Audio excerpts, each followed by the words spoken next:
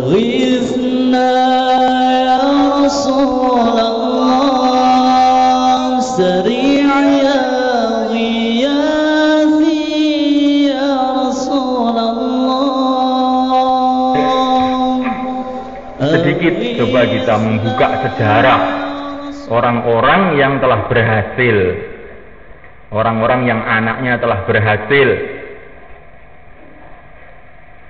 menjadi orang-orang yang mulia, menjadi orang-orang ahli ilmu, menjadi ulama-ulama besar, menjadi pejuang-pejuang. Ini semulaikan Allah Ta'ala mau kita sedikit renungi supaya kita bisa mengikuti jejak mereka.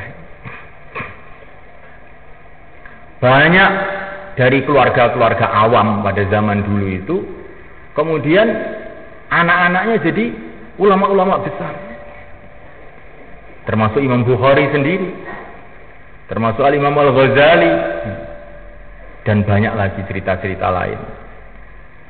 Memulaikan Allah Ta'ala. Tetapi walaupun awam, mereka ini punya fikir agama. Contohnya Al-Imam Asy-Syafi'i radhiyallahu ta'ala anhu.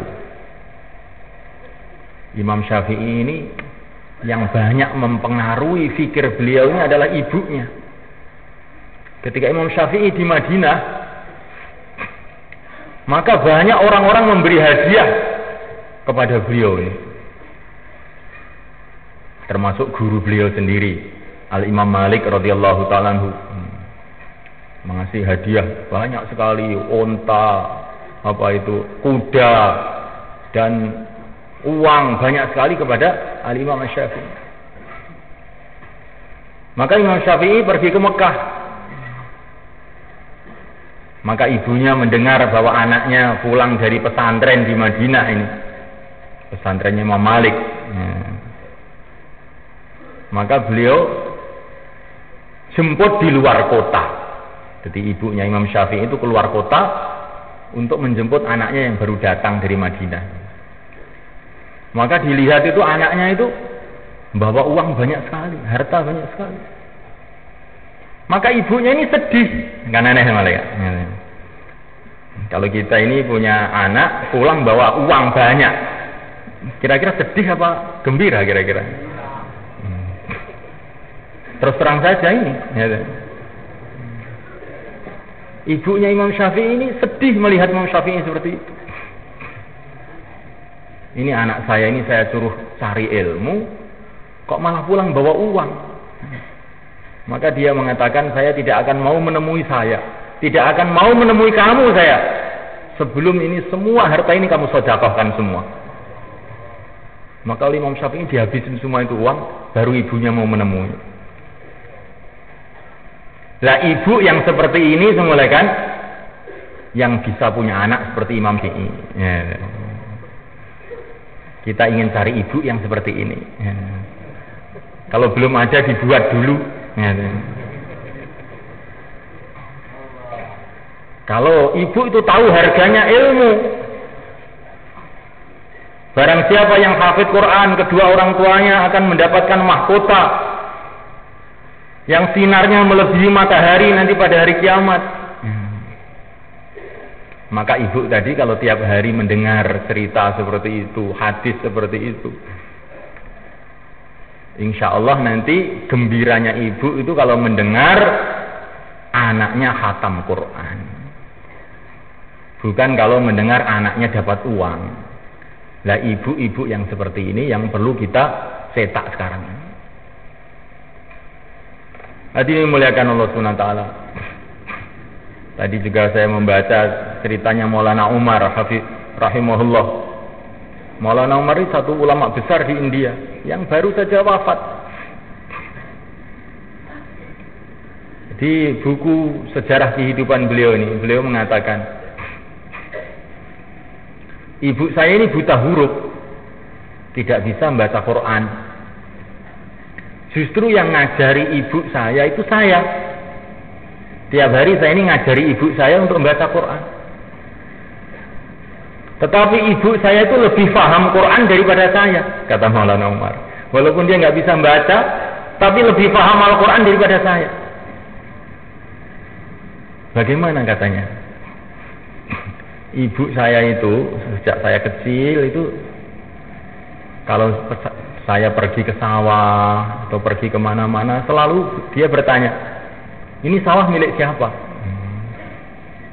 Nanti kalau saya jawab miliknya fulan atau si A atau si B, maka dia marah, gitu. Dia akan marah besar. Ini milik Allah, kata. Dan itu terus begitu. Nanti melihat rumah, ini rumah milik siapa? Nanti kalau saya jawab miliknya Pak Bejo, gitu. Marah besar itu ibu saya. Milik Allah, katanya dia. Dan itu kalau sudah marah dia nggak mau bicara sama saya beberapa hari katanya. Jadi jawabannya harus satu, milik Allah katanya. Katanya Maulana Umar itu ibu saya itu ngajari saya seperti itu. Padahal ibu saya itu buta huruf, tapi imannya kuat gitu. Imannya itu kuat. Nah, ketika ibu saya itu berjumpa dengan seseorang namanya Maryam. Nah, Maryam ini tamatan pesantren. Maka Maryam ini bilang sama ibu saya, ada satu hadis, barang siapa hafal Quran, maka nanti kedua orang tuanya dapat mahkota di surga yang bercahaya melebihi matahari. Maka ibu saya itu begitu dikasih cerita sama Maryam ini langsung pulang, nak, kamu ngapalkan Quran, katanya. Kamu ngapalkan Quran. Kenapa? Waktu itu saya masih di SD, sekolah dasar. Ngapalkan Quran supaya ibu nanti dapat mahkota di surga. Nah, terus sekolah saya bagaimana? Berhenti. Loh, iya pokoknya berhenti. Karena ibu ini ingin mahkota di surga itu, bukan ingin apa-apa. Akhirnya mulailah Maulana Umar itu ngapalkan Quran. Masya Allah. Ini ceritanya itu bukunya baru dikasih tadi saya oleh orang-orang yang baru keluar. Jadi semulaikan Allah Ta'ala fikirnya seorang ibu ini sangat mempengaruhi kepada anaknya. Sebagaimana yang diceritakan dalam Al-Quran, istrinya Imran radhiyallahu ta'ala anhu, idh qalat imra'atu Imran rabbi inni nazartu laka ma fi batni muharrara fataqabbal minni. Masya Allah. Ketika istrinya Imran berdoa kepada Allah, ya Allah, aku bernazar bahwa bayi yang ada di perutku ini muharrar, tidak untuk urusan-urusan dunia, hanya untuk khidmat agama saja. Maka terimalah ini anak saya, terimalah nazar saya, terimalah cita-cita saya. Fataqabbalaha rabbuha biqabulin hasan wa ambataha nabatan hasana. Maka berkat cita-cita dan doa istrinya Imran, maka anaknya ini ditumbuhkan oleh Allah dengan pertumbuhan yang baik. Dikatakan para ulama baru umur beberapa bulan, tapi kepandaiannya sudah seperti beberapa tahun. Berkat cita-cita dan doa seorang ibu, pertumbuhan anak menjadi baik. Maka sekarang ini saya bertanya kepada ibu-ibu yang hadir ini, pernahkah ibu itu doa, ya Allah, anak saya ini hanya untuk agamamu ya Allah, terimalah anak saya ini. Nah, kalau belum ya sekarang ini, sekarang ini ibu-ibu berdoa, ya Allah, anak saya ini untuk agamamu ya Allah, anak saya ini bukan untuk TKW ya Allah. Nah, bagaimana? Anak saya untuk agamamu ya Allah, seperti anaknya Imran ya Allah. Ini ibu-ibu setiap habis sholat berdoa seperti itu. Anak saya ini untuk agamamu ya Allah, seperti anaknya Imran. Maka berkatilah anak saya ini sebagaimana engkau telah memberkati anaknya Imran.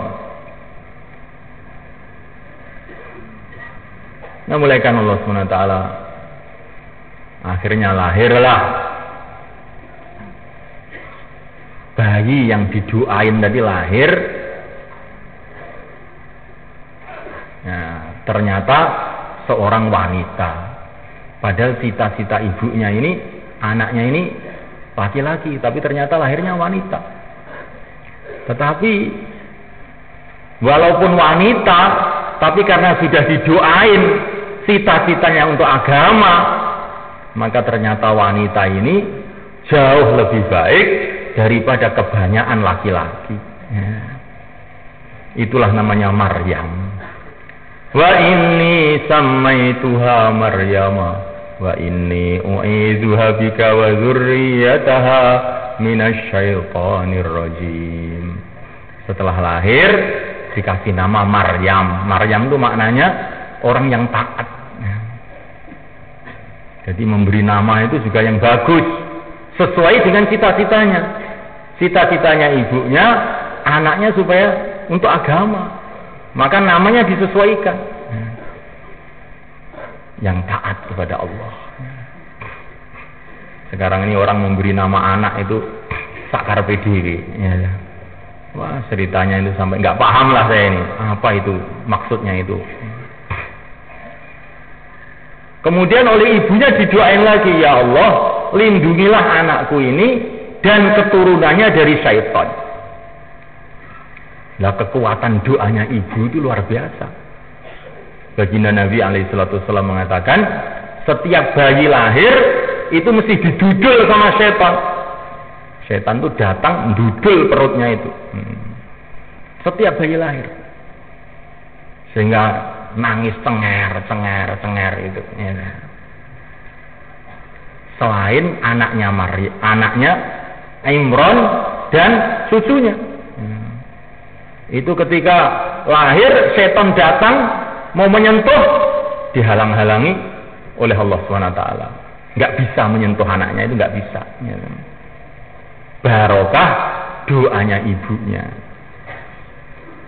Jadi anak ini kalau didoain ibunya, ya Allah jagalah anakku dari syaitan, nanti insya Allah itu nggak mudah nakal, nggak mudah beling gitu.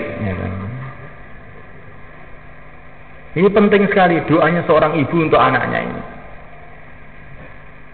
Maka anaknya mulai pergi ke pesantren, ibunya mulai ndonga, mulai doa. Wa inni a'idzuha bika wa dzurriyyataha minasyaitonir rajim. Ya Allah, jagalah anakku dan keturunannya dari syaitan sebagaimana engkau menjaga anaknya Imran.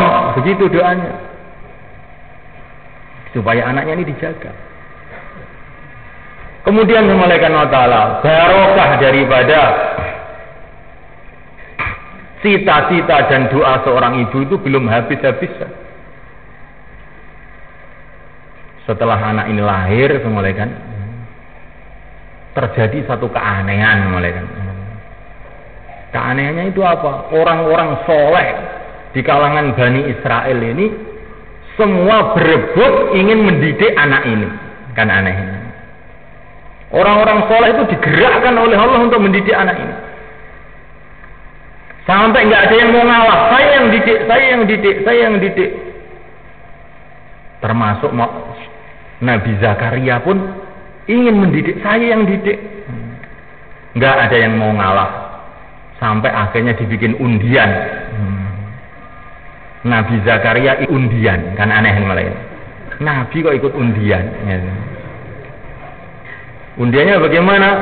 Semua orang menulis namanya di pena, kemudian penanya dilemparkan ke sungai. Siapa yang hanyut penanya tidak berhak mendidik ini anak Maryam. Yang tidak hanyut boleh mendidik. Ternyata semua hanyut selain penanya Nabi Zakaria saja. Jadi semulaikan Allah Ta'ala, barokah doa dan cita-cita ibu itu, nanti banyak orang soleh itu mendekati anak kita. Ini yang susah ini mulai kan. Kadang-kadang itu orang itu sebetulnya itu ingin baik, tapi didekati orang-orang nakal. Dan ini jadi nakal juga. Nah ini doanya ibu kurang berarti. Ini kok semua ibu semua yang disalahkan Pak. Nah nanti apa kiainya itu nggak salah? Masa ibunya semua? Kiainya